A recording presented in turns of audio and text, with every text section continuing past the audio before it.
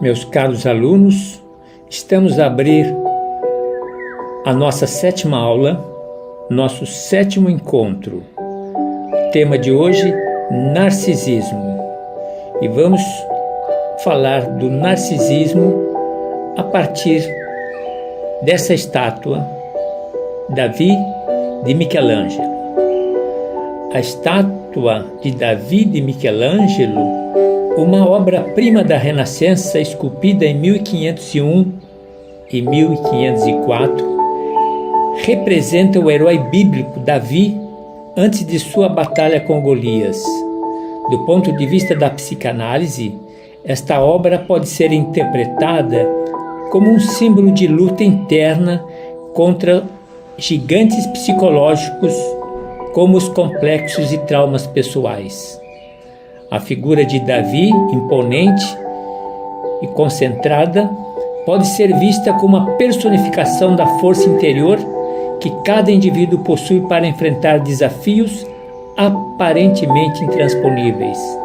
Na psicanálise, os gigantes poderiam ser entendidos como os conflitos internos, medos e ansiedades e traumas não resolvidos que cada pessoa carrega consigo.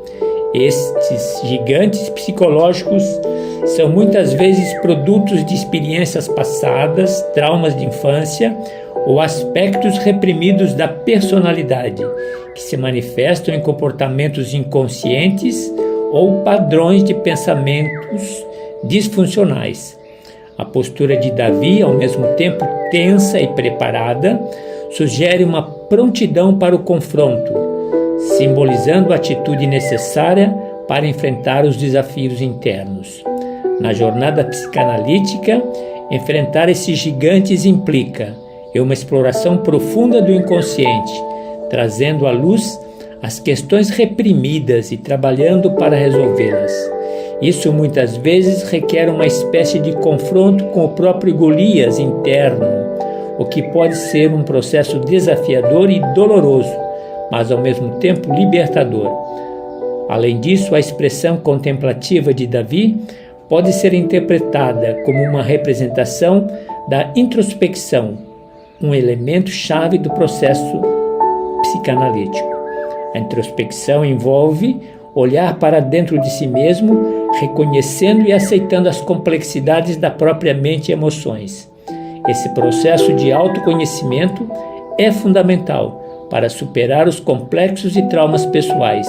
Em resumo, do ponto de vista psicanalítico, a estátua de Davi de Michelangelo não é apenas uma representação da força física, mas também um símbolo poderoso da batalha interna que todos enfrentamos contra os nossos próprios gigantes psicológicos.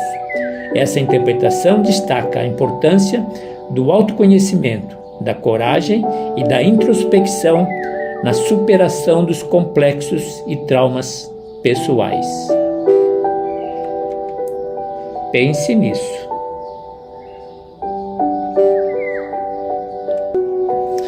Dando continuidade à nossa reflexão, nossa 7ª aula se volta hoje para o narcisismo e a escolha dos objetos. Vamos ao nosso pensamento do dia. A liberdade não é nada além de uma oportunidade para ser melhor. Citação de Albert Camus. Essa frase, esse aforismo, oferece um campo fértil para reflexão sobre a ótica da psicanálise. Na psicanálise, a liberdade é frequentemente associada à ideia de autoconhecimento e ao processo de entender e aceitar os aspectos inconscientes de si mesmo. Camus sugere que a liberdade é mais do que um conceito abstrato, é uma oportunidade concreta para crescimento e melhoria pessoal. Essa perspectiva ressoa profundamente com a psicanálise, que vê o autoconhecimento como um caminho para a liberdade psíquica e emocional. A partir de uma visão psicanalítica, a liberdade envolve a capacidade de escolher como responder aos impulsos internos e as influências externas. Isso implica um entendimento profundo dos próprios desejos, medos e motivações, muitos dos quais residem no inconsciente. Ao trazer esses elementos à consciência, uma pessoa pode começar a exercer maior controle sobre suas ações e reações, abrindo caminho para uma mudança e melhoria pessoal. Além disso, a liberdade na psicanálise está intrinsecamente ligada à ideia de responsabilidade. Ser livre significa também ser responsável pelas próprias escolhas e pelo impacto que essas têm sobre si mesmo e sobre os outros. Camus enfatiza que a liberdade não é apenas um direito, mas também uma oportunidade de exercer a responsabilidade pessoal de uma maneira que promova o desenvolvimento pessoal. Em resumo, sob a perspectiva psicanalítica, a liberdade oferecida por Camus não é uma ausência de restrições, mas uma oportunidade para o autoconhecimento, o autocontrole e a autotransformação. É uma jornada em direção a uma versão mais integrada e autêntica de si mesmo, onde a liberdade e a responsabilidade caminham lado a lado no caminho para a melhoria pessoal.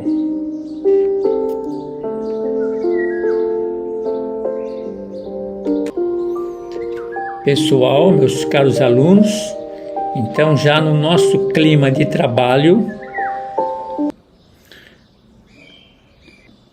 pessoal, dando continuidade então ao nosso trabalho, eu estava aqui agora há pouco tentando ver se eu conseguia mexer um pouco nas propagandas, não consegui, mas de qualquer forma, vamos ao nosso tema de hoje. Então aqui nós temos o nosso mapa mental. Nosso tema hoje escolhido é o narcisismo. Trata-se, como eu já de antemão havia combinado com vocês, eu tenho a intenção sempre nos vídeos aulas de apresentar um material que é anexado à compreensão de vocês, ao trabalho de vocês. Então vamos a ele de uma forma tranquila, como sempre, concentrem-se, escolham um ambiente adequado para acompanhar o vídeo aula. É um tema interessantíssimo, o narcisismo, e aqui nós temos então a proposta de entender o que é o narcisismo em Freud e o que significa essa escolha de objetos.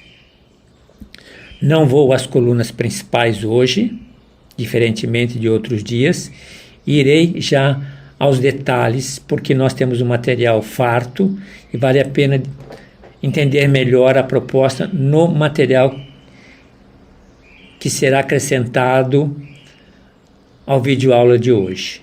Então, com relação, precisamos ter uma ideia do que é o narcisismo, todos nós já temos uma iniciação, porque também aqueles que estão a acompanhar o curso já perceberam que nós já comentamos o narcisismo, lembra de Narciso, lembra um pouco do mito, do lago, do olhar, do espelho das águas. Trata-se dessa mitologia, narcisismo, aquele reflexo na água da imagem de Narciso. Narciso passa a ideia daquele amor que nós temos para conosco mesmo. Nós falaremos tanto do narcisismo saudável quanto do narcisismo patológico. Narcisismo, o amor que nós temos por nós mesmos, faz parte, está dentro daquela apresentação, daquele estudo que Freud fez a respeito das fases do desenvolvimento psicossexual, um legado de Freud. Evidentemente que esse amor que nós temos conosco mesmo deve ser um amor equilibrado. Demasiado para fora ou demasiado para dentro, ele nos gera um prejuízo. E aí a necessidade da análise, a necessidade da terapia para resgatar esse equilíbrio. Então, narcisismo, o amor que nós temos para conosco mesmo. Se é um amor exagerado, é doentio. ou um amor que a gente coloca nos objetos, para fora, ou nas coisas ou nas pessoas. Se é exagerado, precisa ser repensado. Então nós temos interesses em canalizar a nossa energia, nossa pulsão, aquilo que nós chamamos de catexia. Então, como a gente canaliza essa pulsão? Em relação ao narcisismo, canalizamos a nossa pulsão, os nossos impulsos. A psicanálise trabalha esse desenvolvimento, essa progressão. Ela vai falar da origem, da evolução do conceito narcísico na psicanálise. Evidentemente, esse conceito Freud trabalhou e aprofundou. Evidentemente que depois deles, pós-seguidores, pós-discípulos, agregaram novos valores ou fizeram caminhos diferenciados. Então é importante que nós entendamos sempre o narcisismo, esse amor próprio, e a questão da escolha dos objetos, que procuram dar sentido, que a gente procura dar sentido à nossa existência. Então existem diversos tipos de narcisismo, aqui vai falar de uma tipologia, ou é saudável ou é patológico. Freud fala de um narcisismo primário e secundário, é bom que a gente entenda isso, quando o foco é na pessoa mesma, é em si mesmado, é primário, e quando ele se volta para fora, para os outros, é secundário. Precisamos trabalhar também essa questão do autointeresse, interesse em mim mesmo. Quando ele é equilibrado, ele permite que eu me volte para os outros, aí estaríamos a falar da empatia, que é o equilíbrio saudável. Já comentamos também do lugar da relação empática, terapia da escuta, a escuta terapêutica, ela se faz também por meio dessa relação empática.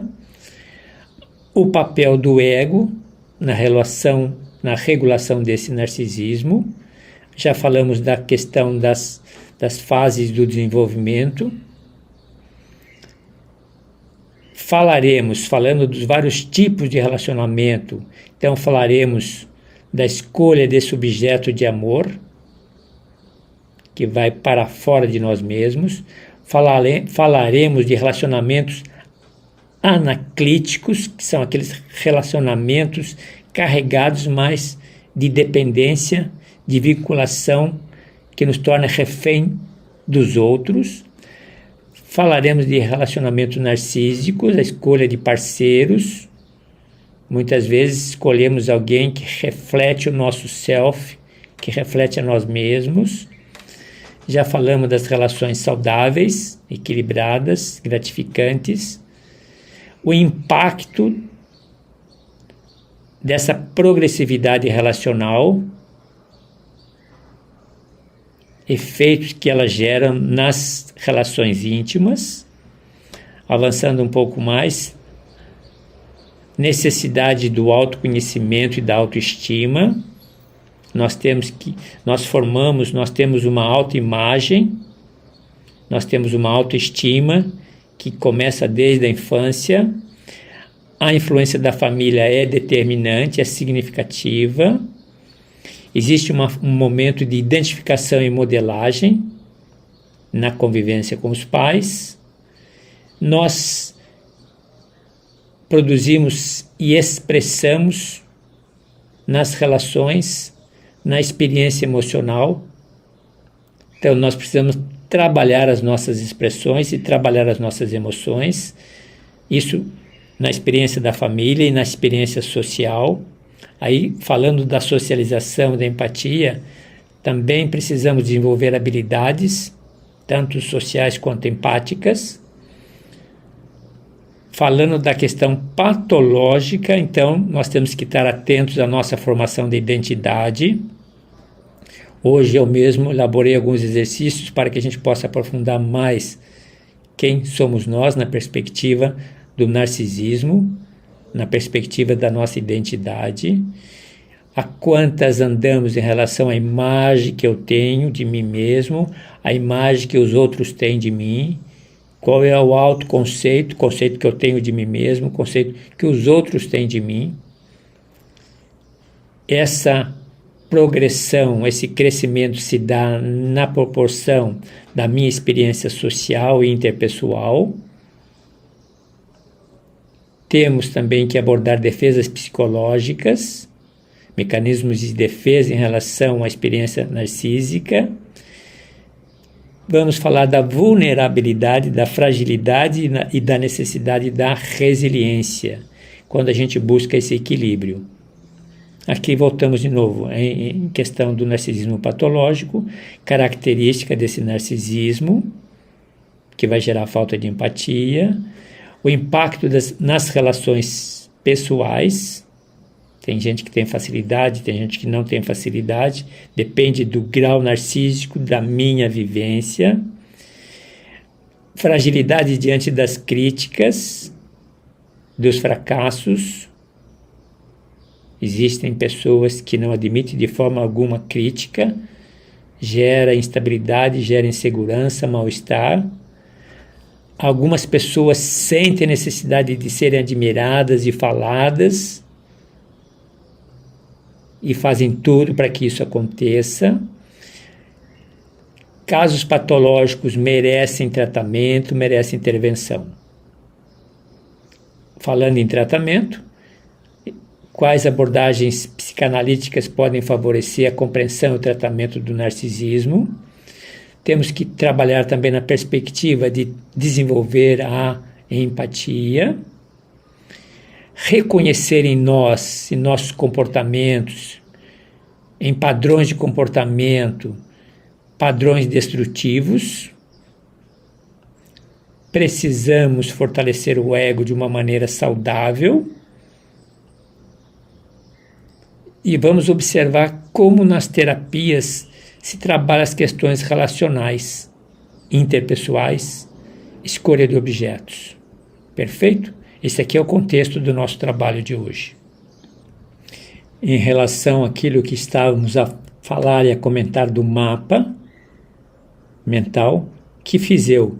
Desta vez elaborei os slides na perspectiva do nosso mapa, para que a gente possa aos pouquinhos ir aprofundando.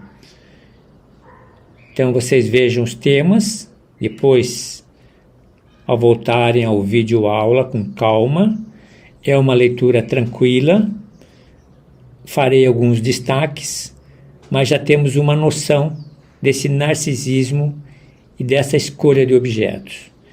Então, todas as imagens, trouxe uma breve explicação do contexto das imagens. Vocês poderão depois, com calma, ampliar a imagem. A imagem ampliada permitirá melhor compreensão. Então, quanto ao narcisismo, esse termo aparece na psicanálise, está ligado à lenda grega de Narciso, que nós já conhecemos. Nos ajuda a entender o desenvolvimento psicológico, onde o self é o principal foco de interesse.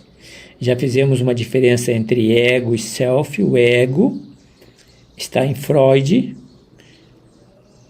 na perspectiva do inconsciente, e o self, ele se apresenta numa visão mais abrangente, mais globalizante, considerando todo o entorno, todo o contexto. Então aqui nós temos uma iniciação ao narcisismo. No segundo tema, nós temos uma ideia de narcisismo primário e secundário, que falei com vocês. Quando nós olhamos para dentro de nós mesmos, é primário, experiência do narcisismo primário. Quando nós levamos o nosso amor para fora, estamos a falar do narcisismo secundário. Aqui interessante, o narcisismo primário é uma fase do desenvolvimento infantil, onde a criança não diferencia o self do mundo externo, centrando-se em si mesmo. Vamos para frente. Uma terceira etapa, a escolha do objeto e tipo de relações, é muito interessante. Evidentemente que nós escolhemos os objetos conforme nossos interesses. e aqui existem algumas passagens muito curiosas. O importante é que, em escolhendo objetos externos, que a gente não se torne refém. Por isso nós vamos falar de relacionamentos anaclíticos, onde o objeto do amor serve como uma espécie de suporte, só que não pode vincular, não pode criar dependência. Avançando, narcisismo na infância, existe define um papel significativo, seja pelo conhecimento de nós mesmos e pela nossa autoestima. Temos depois impacto no desenvolvimento psicológico. O narcisismo saudável, bem vivido, faz parte da progressão do desenvolvimento psicossexual. E lembrando sempre, ele tem um impacto positivo e pode ter um impacto negativo. Avançando um pouco, narcisismo patológico já conversamos. O patológico se caracteriza por uma autoadmiração excessiva e acaba desconsiderando a empatia. Influências culturais e sociais, eu sempre estou reforçando a ideia do impacto da experiência nossa psicanalítica na questão cultural e social. As mudanças culturais e sociais, por meio da mídia e da tecnologia, têm um papel importante na formação do narcisismo. Nós vamos até falar de um tal de narcisismo digital. Avançando, pesquisas sobre narcisismo em avanço, existem muitas, nós teremos acesso a alguns textos, mas é importante que a gente tenha essa mente aberta ao que está acontecendo no mundo de hoje.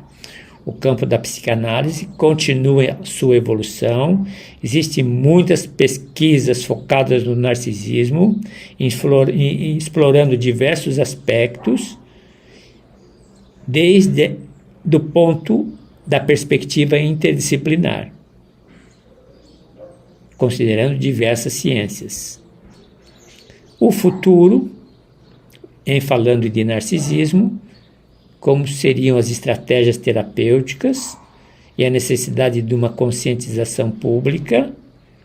Nós já comentamos no início do nosso trabalho, o ser humano, ele tem um potencial imenso e significativo, mas, por outro lado, é dotado de fragilidades.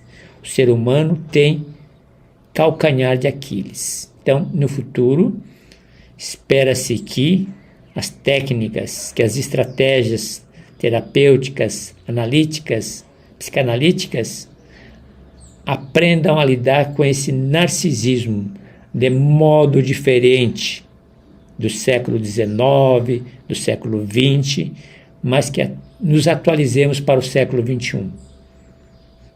E que também levemos isso para a esfera pública, para a saúde pública. Perfeito? Na segunda parte, então, que segue na perspectiva do nosso mapa mental, eu fiz uma proposta de trazer mais informações para aprofundar os temas abordados no início. Esses temas que foram abordados aqui de uma forma convidativa para entrar no clima, e aqui aprofundamos então o tema. Vamos pegar só pelo narcisismo, escolha de objetos. Narcisismo na psicanálise se refere inicialmente a uma fase normal do desenvolvimento da criança, focada em si mesmo. E aqui uma breve abordagem, sempre que pude, trouxe um exemplo. Um exemplo disso seria uma pessoa que escolhe um parceiro que lembra um dos pais, replicando dinâmicas familiares e seus relacionamentos românticos. Alguém casa, homem, quer casar com alguém que de repente represente a mãe para ele. Ou alguém, mulher, casa e quer casar com alguém que de repente represente o pai para ele. É muito interessante. Então, vocês leiam com calma. Então, narcisismo primário e secundário também com exemplo. Aqui o primário. O exemplo é o bebê que chora para atender suas necessidades básicas. um comportamento normal e necessário. Então, para cada tema, alguns exemplos para ajudar na compreensão. Perfeito? O material, na minha perspectiva, ficou muito interessante. Depois vocês vejam com calma. Na sequência, eu apresento a vocês esse texto, tirado do texto oficial, do artigo, do blog da empresa, do Instituto Brasileiro.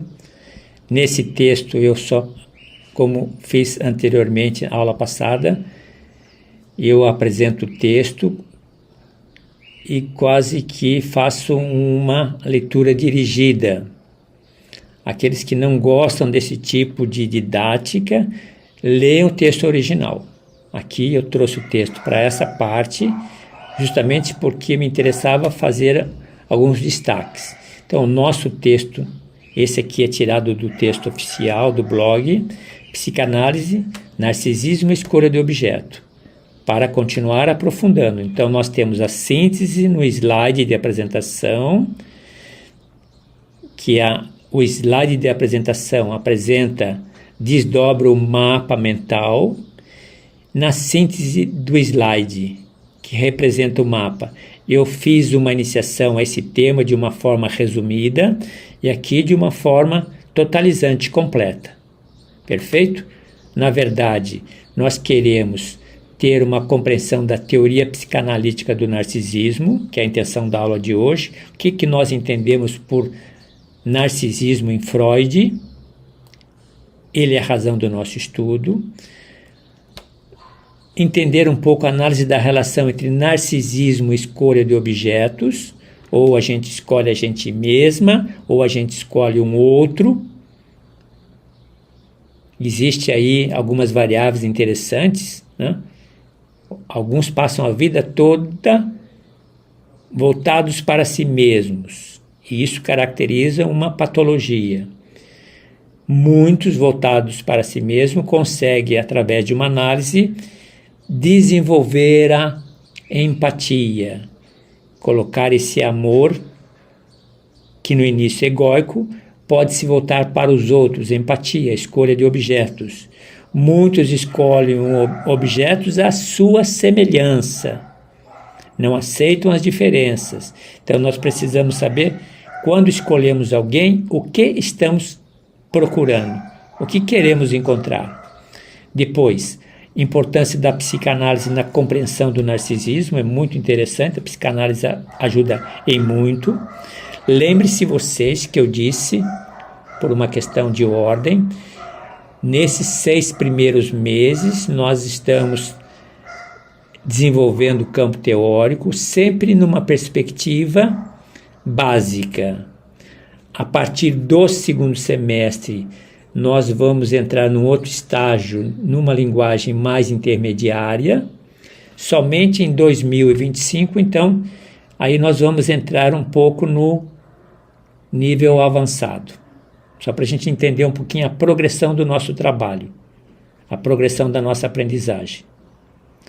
Evidentemente, eu vou fazer uma observação no final da aula de hoje, sempre lembrando, nós temos um número enorme de alunos acompanhando a nossa proposta. A proposta do Instituto Brasileiro é uma proposta digital. Nossa relação é uma relação digital, virtual. Então, é importante que nos eduquemos, que aprendamos a trabalhar com esse recurso da mídia. Como experimentar, como aprender através da linguagem virtual. Como aprender por meio de uma plataforma de aprendizagem. Evidentemente, dado o grande número de alunos, impossível uma relação física, possível uma relação direta. Então, até metade do ano estarei investindo nos conceitos numa perspectiva básica. Provavelmente no segundo semestre retornamos a esses conceitos, mergulhando um pouco mais a fundo e colocando os conceitos necessários numa perspectiva intermediária, e em 2025 vamos trabalhar alguns temas do legado de Freud já numa perspectiva avançada. E um pouco da nossa condução, já que eu estou a comentar isso, lembrando-se sempre, nós estamos falando de uma plataforma digital, do lugar de uma plataforma digital. Então é importante valorizar a orientação da aprendizagem para que ela possa acontecer. Então, aqueles que começaram a partir de janeiro e entraram no grupo a partir de janeiro, lembre-se que nós temos 3 módulos anteriores que foram trabalhados em novembro, dezembro. Nós estamos a falar do 4º módulo. Importante que eu tenha conhecimento dos 3 módulos anteriores, porque nos 3 módulos anteriores nós contextualizamos a psicanálise tanto no mundo de hoje quanto na formação de profissionais interessados. Isso é muito importante lembrar. Então, alguém me perguntava outro dia, João, estágio, existe estágio nesse curso? Estágio. Existe análise pessoal, existe supervisão pessoal por grupo. Veja o seguinte, nós vamos trazer todos esses desafios para uma aprendizagem digital. Aos pouquinhos vou orientando e aos pouquinhos irei oferecer informações para que a gente possa progredir dentro desses desafios. Então, importância da psicanálise na compreensão do narcisismo, tratamento psicanalítico do narcisismo e o papel do narcisismo na formação do eu e na subjetividade.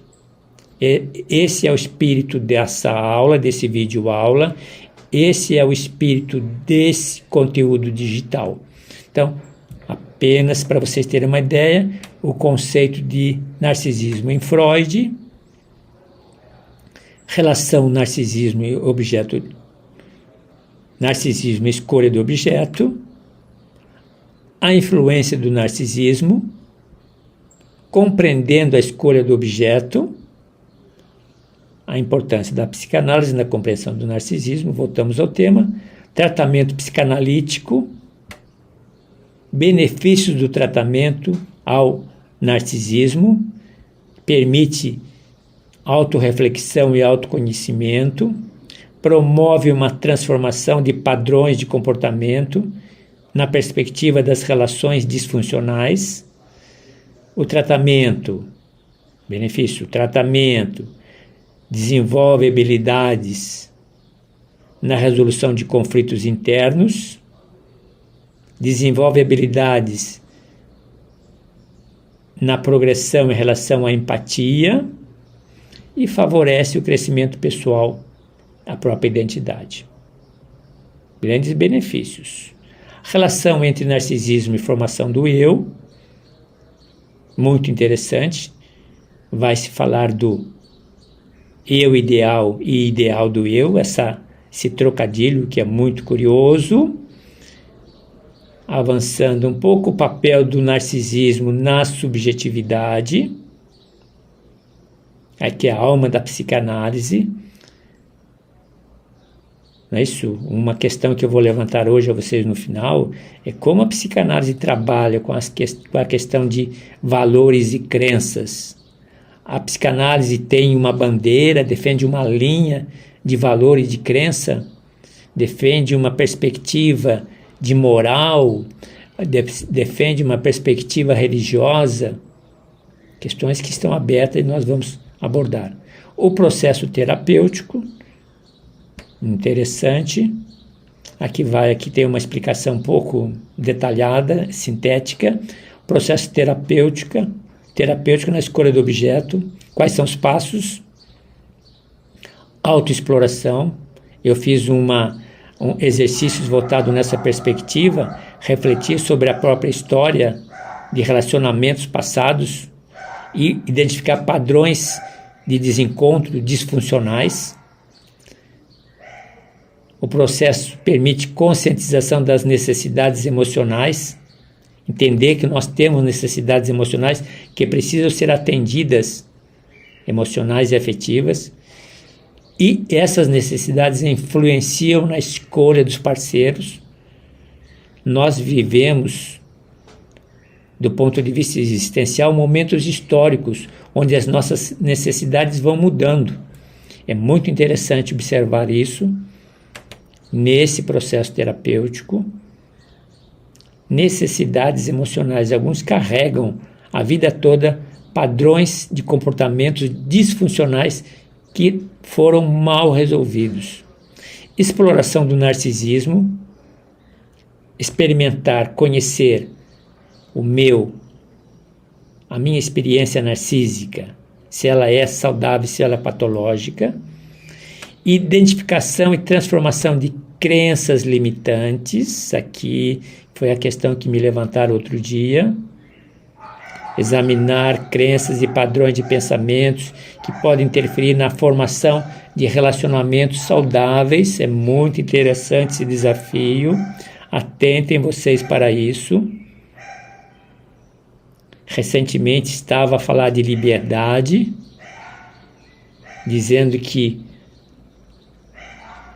a liberdade nada mais é que a possibilidade de sermos melhores. E alguém me dizia, a liberdade, ela é secundária, o importante é a verdade. Verdade do quê? Ou verdade de quem? A minha verdade? A verdade da instituição? Do que nós estamos falando? Lembrando-se sempre, nós estamos no campo da psicanálise e a psicanálise se volta para o ego, para o self.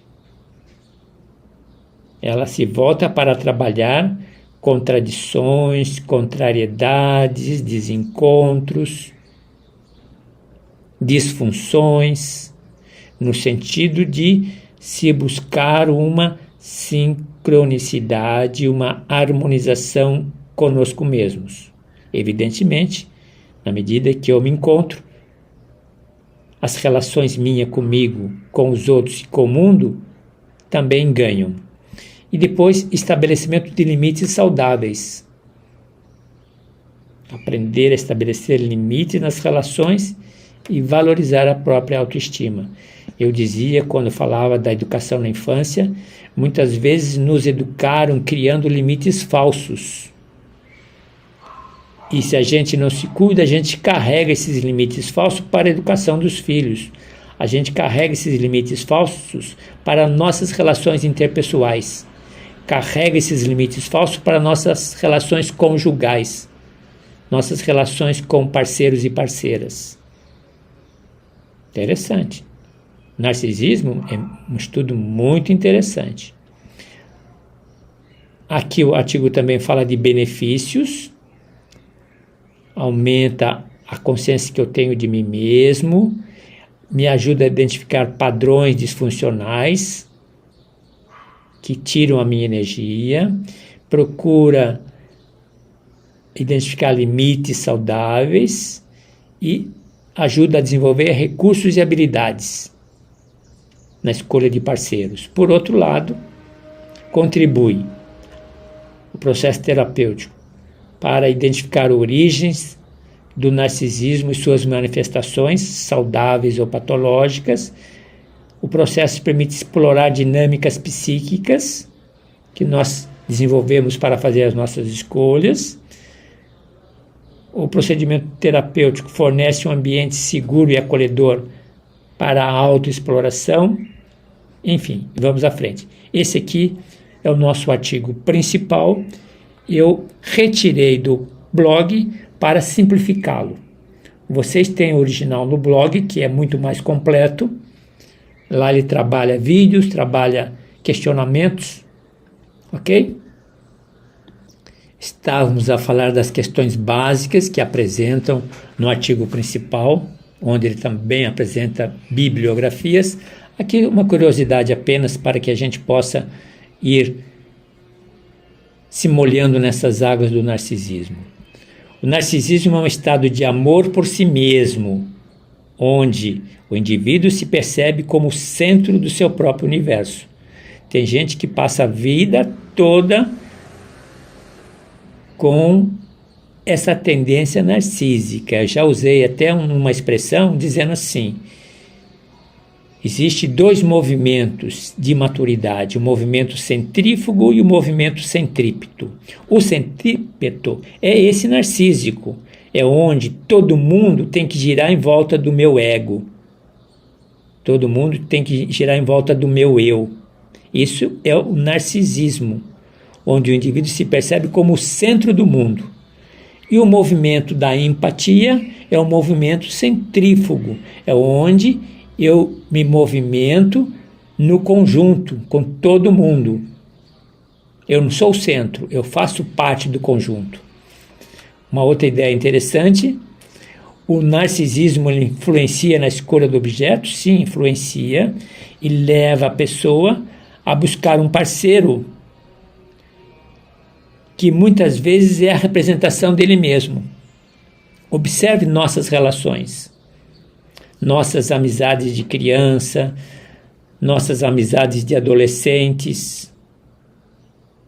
Depois, evidentemente, nossas amizades já num plano maior de parceiro, parceira, procura de alguém para colocar do nosso lado. Muitas vezes a idealização trata-se de uma projeção de nós nos outros. Uma outra ideia importante: a psicanálise oferece insights sobre origens e manifestações do narcisismo. No estudo que nós estamos fazendo, nos exercícios que vocês farão ao final da aula de hoje, vocês vão se dar conta disso.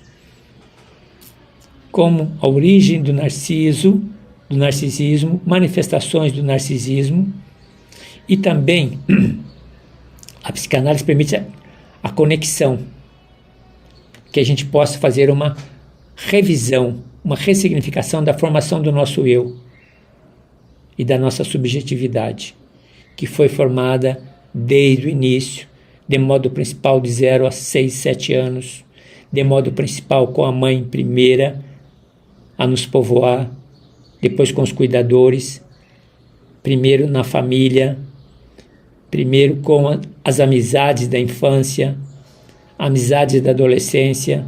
Tudo isso implica na formação do eu e na formação da subjetividade. Quando patológico, então precisamos do tratamento. Então, uma análise do narcisismo, porque tem implicação na nossa personalidade e no nosso relacionamento. Existem pessoas que na adolescência ou na vida adulta nunca conseguem garantir um relacionamento saudável com alguém. Por quê? Vamos analisar o narcisismo. Narcisismo influencia a formação do eu? Com certeza. É um papel fundamental. A criança desenvolve uma imagem idealizada dela mesma. Aquilo que nós chamamos do meu eu ideal. Quem é o João? O eu ideal do João. Eu ideal. Papel do narcisismo e da subjetividade. O narcisismo influencia a forma como o sujeito se percebe e se relaciona. Então, é quase que uma validação de quem sou eu. Como funciona o processo terapêutico? O processo terapêutico, na escolha do objeto, envolve explorar dinâmicas psíquicas. Já falamos da seleção de parceiros, busca de relacionamentos, buscando transformar padrões disfuncionais. Um pouco do que comentamos no início do nosso trabalho. Aqui, gente, diferentemente do vídeo anterior, observe um pouquinho. Vamos ver se consigo abrir o texto. Esse primeiro texto aqui ele é muito interessante. Narcisismo, relação narcísica do objeto. ele é comprido. Não é um texto para você ler de um fôlego só. Você pode pegar o texto e ler por parte. Programe-se para ler por parte. Essa indicação é muito interessante, porque vocês poderão depois, olhando esse material que está aqui, você consegue abrir, leia o texto, o tema, e você consegue abrir. Vamos ver. Vamos ver aqui. A garota vermelha. A garota da capa vermelha. Vocês vejam que ele vai abrindo conforme vocês vão movimentando. Vamos ver se consigo voltar novamente. Então, esse material aqui é muito interessante. Vale a pena vocês se debruçarem. Conforme o interesse de vocês, conforme o tema, conforme o momento existencial, histórico, ou de facilidades ou dificuldades, e você procura o tema. Na perspectiva do narcisismo, e aqui abre para uma diversidade. Eu só estou querendo mostrar a riqueza desse material. Vamos ver se a gente consegue voltar novamente. Bom, esse aqui em relação ao primeiro material, vale a pena ser explorado, dedique um tempo para ele. O segundo e o terceiro temas, artigos, estão já num nível intermediário e complexo.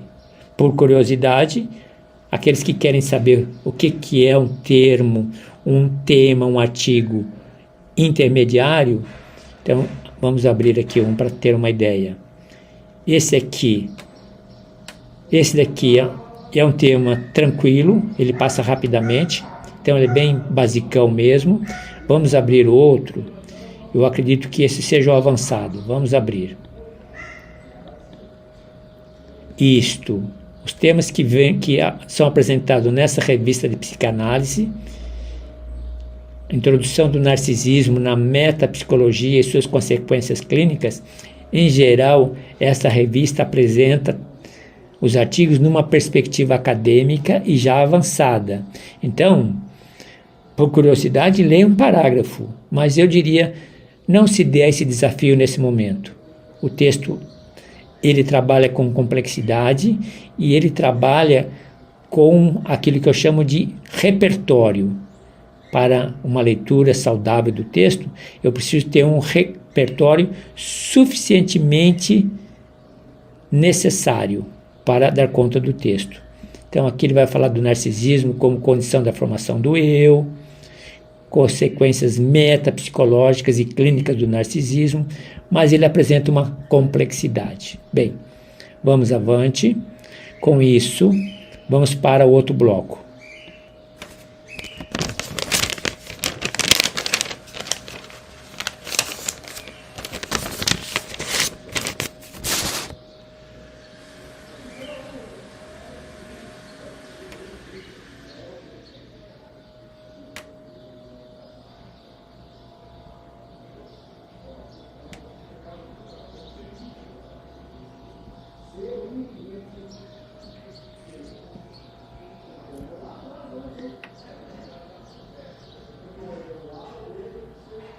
Pessoal,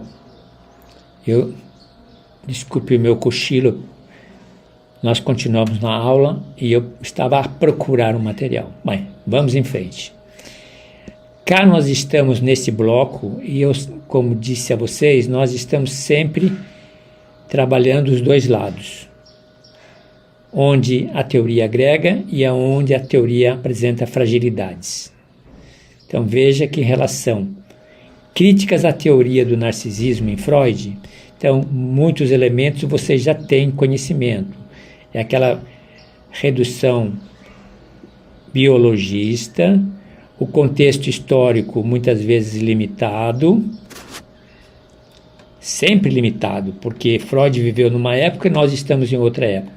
Falta da evidência empírica, polarização de gênero, visão patologizante sempre de Freud, determinismo da infância, o foco exacerbado na sexualidade, complexidade ignorada, falha em prever comportamento e perspectiva ocidental centrada. Depois, com calma, vocês leiam e se deem conta dessas fragilidades. Também, ao mesmo lado, coloquei benefícios da teoria. Base para tratamento clínico, compreensão do desenvolvimento do ego, a importância da infância, a exploração do inconsciente, integração dos aspectos psicossociais, enriquecimento da teoria psicanalítica, influência em teorias posteriores, discussão sobre autoimagem e relevância cultural, estimulação de pesquisas. Então vejam que na balança Freud tem muito mais a contar em seu favor, em seu benefício, do que das fragilidades. Perfeito? Aqui também, por curiosidade, um bloco que nós abrimos, sempre mostrar o tema com as suas influências culturais e literárias, depois vocês vejam com calma, mas a presença do narcisismo na literatura modernista, uso do narcisismo na análise de personagens, uso do narcisismo em crítica literária, a presença do narcisismo no surrealismo, presença do narcisismo em cinemas, presença na cultura popular, presença na filosofia, na psicologia narrativa, presença em discussões sobre ego e presença na interpretação de mitos e símbolos. É muito interessante esse material. Nesse bloco eu trouxe a vocês alguns conceitos necessários para a melhor compreensão do narcisismo. Alguns vocês já dominam, mas uma leitura com calma é possível criar uma familiaridade. Narcisismo primário e secundário, que é isso? Aquela ideia do ideal do ego e ego ideal, uma diferenciação. Objetos de amor narcisistas, uma compreensão melhor disso, mecanismos de defesa, narcisismo patológico, temos uma ideia, a questão da libido do ego e libido do objeto, retirada narcisista, interessante, transferência narcisista, vulnerabilidade e gratificação narcisista.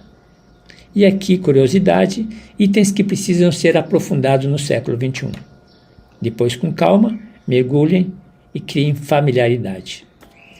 Terminando o nosso trabalho, aqui também um novo bloco, entendi da importância de resgatar característica do psicanalista nesse século XXI. Então, aqui uma breve reflexão. Nós já tivemos uma abordagem reflexiva a respeito de conteúdo semelhante, mas é importante, você que tem a pretensão de ser psicanalista, veja características que devem fazer parte do seu conjunto, das suas habilidades e das suas competências. Neutralidade.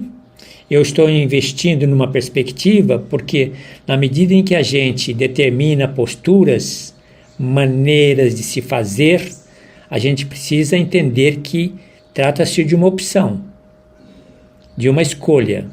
Evidentemente, não necessariamente fazer a escolha, porque não se trata de uma imposição.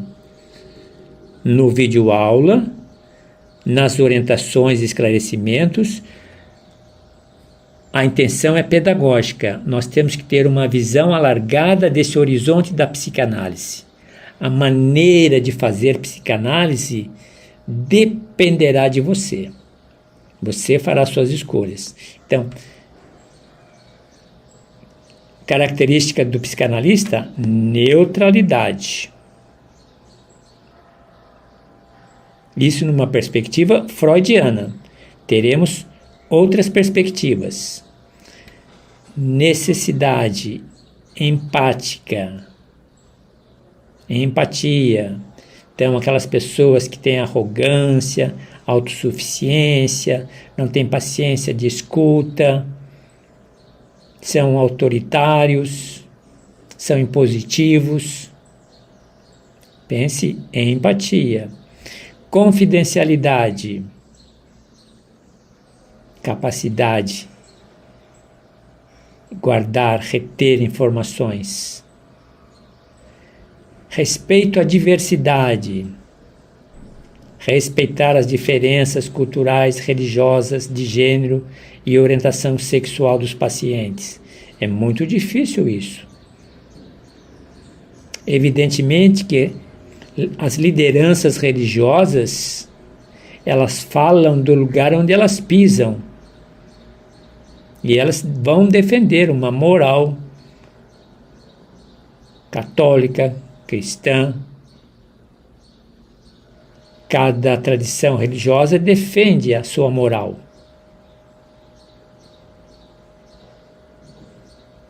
Respeito à diversidade. Conscientização dos próprios vieses, aqueles preconceitos, aquelas variáveis que nós carregamos conosco, que não podem ser limitantes, não pode gerar disfuncionalidade. Atualização contínua, sempre, gente, sempre. Intervenção ética, saber a hora de interferir do ponto de vista ético em relação aos direitos humanos básicos. Questionamento das verdades institucionalizadas, manter uma postura crítica em relação às verdades, às PADAs, universalidade institucionalizadas, avaliando o impacto no paciente. Sensibilidade multidisciplinar, já estamos calejados. A valorização da autoanálise e da supervisão, eu diria, no primeiro semestre, um avanço enorme no campo teórico. No segundo semestre, aqueles que querem a profissionalização, porque nós temos uma diversidade de interesses aqui, aqueles que procuram a profissionalização precisam experimentar a autoanálise, a análise pessoal e autoanálise. Aqui eu estou falando da análise pessoal. Quem sabe no segundo semestre procurar aí, ou na sua região, ou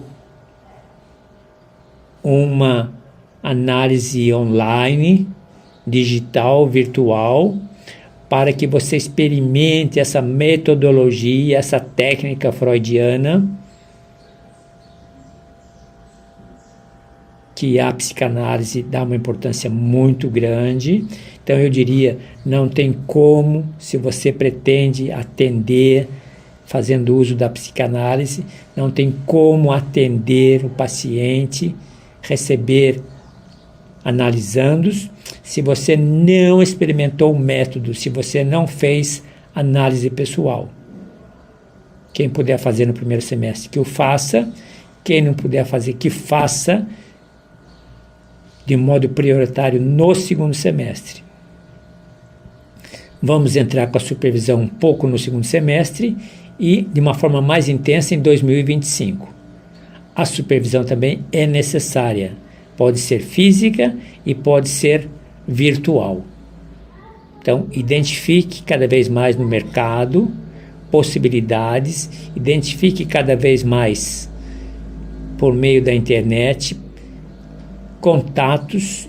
Na medida do possível também vou oferecer possibilidades, informações que remetam a vocês a escolas de psicanálise, a centros de psicanálise, a organizações psicanalíticas que oferecem análise pessoal, que oferecem supervisão, que acompanham o profissional nos primeiros anos e depois de uma forma diferenciada ao longo do tempo, conforme as necessidades.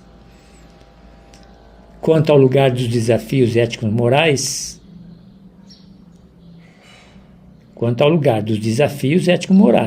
quanto ao lugar das tradições religiosas, das verdades institucionalizadas, o psicanalista se deve manter aberto e reflexivo, evitando que suas próprias crenças interfiram na terapia. A prioridade é sempre o bem-estar e a autonomia do paciente, lembrando-se sempre disso. A prática psicanalítica moderna exige um equilíbrio entre manter a integridade da teoria e da técnica psicanalítica e adaptar-se às realidades e mudanças nesse mundo contemporâneo. Perfeito? Então aqui nós temos as características e como sempre costumo fazer, os dois lados. Então, a neutralidade, do ponto de vista aqueles que querem optar pela neutralidade e aqueles que são contra a neutralidade. Aqueles que optam pela empatia e aqueles que são contra a empatia. Aqueles que defendem a confidencialidade e aqueles que têm um pezinho atrás. Aqueles que respeitam a diversidade e aqueles que são contra a diversidade. É bom que a gente leia com calma e aos pouquinhos vai se posicionando. Nós temos então postura do Winnicott, nós temos do Jung, da Anna Freud, Melanie Klein, nós temos a Otto Kernberg, temos a posição também de Eric Lohan, Júlia Kristeva, Irving Yalom, Nancy McWilliams. Então vocês vejam pós-discípulos, pós-psicanalistas que ou se somam a Freud ou vêm de uma forma diferente, ok? Pessoal, então com essa explanação de hoje, vocês observaram que eu apresentei mais ou menos, eu acho que uns 10 blocos, com naturezas diferenciadas, para ajudarem na nossa compreensão do narcisismo em Freud. Trata-se de provocações, trata-se de uma iniciação básica ao desafio do narcisismo em Freud. Importante que deixei de apresentar a vocês os exercícios, apenas um momento. Cá estão os exercícios para uma autoanálise. São sempre provocativos, vocês vejam com calma depois. Elaborar exercício de autoanálise baseados na teoria do narcisismo. Pode ser uma maneira eficaz de ajudar as pessoas a compreenderem melhor suas próprias tendências. Então, refletir sobre a autoimagem. Tem a proposta do exercício e tem exemplo, só vamos ver o primeiro. Escreva sobre como você se vê e como gostaria que os outros vissem, ouvissem. E aqui o exemplo: sentir-se constantemente subestimado no trabalho. Idealizar uma imagem de sucesso nas redes sociais. Então, reflexão sobre a autoimagem, relacionamentos passados, experiência da inveja, necessidade da admiração, sensibilidade à crítica, desafios da empatia, relacionamentos atuais, comportamento de manipulação, fantasias de grandeza e momentos de crise. É uma provocação interessante, exercícios interessantes, sempre fazendo uso do bloco de notas. Vale a pena? Vale a pena. Bem, com isso, estamos a terminar o nosso trabalho de hoje. Nós estouramos o nosso tempo, não era essa a minha intenção. E amanhã, na próxima aula, na 8ª aula, nós vamos entrar na questão também, dentro da perspectiva da sexualidade, a questão de gênero. Então, paramos por aqui. Tenham um bom trabalho a posteriori. Revisitem o nosso vídeo aula e façam uso dos anexos. Eu tenho cada vez mais adotado uma postura de investir menos nas explicações, porque elas são bastante práticas, e investir cada vez mais nos recursos, que são ferramentas de apoio para facilitar a aprendizagem de vocês. Perfeito? Vamos em frente.